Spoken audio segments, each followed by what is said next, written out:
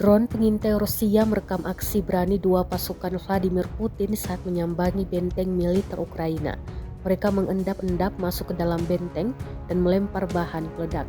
Rekamannya beredar di Telegram pada Rabu 12 Juni 2024. Dalam keterangan unggahan disebutkan pasukan dari Brigade ke-9 menghancurkan benteng angkatan bersenjata Ukraina. Bahan peledak kecil yang dilempar sukses menghancurkan benteng berikut isinya.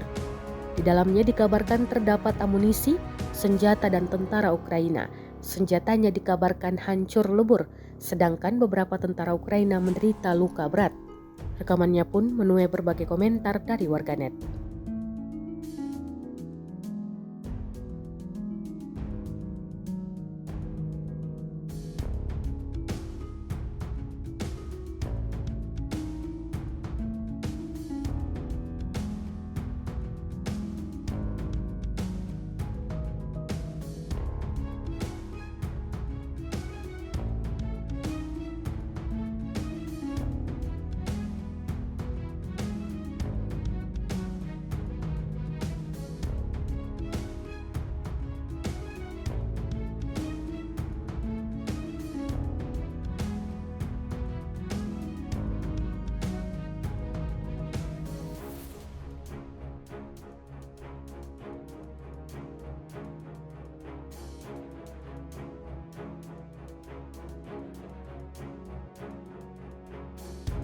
Download Tribun X sekarang, menghadirkan lokal menjadi Indonesia.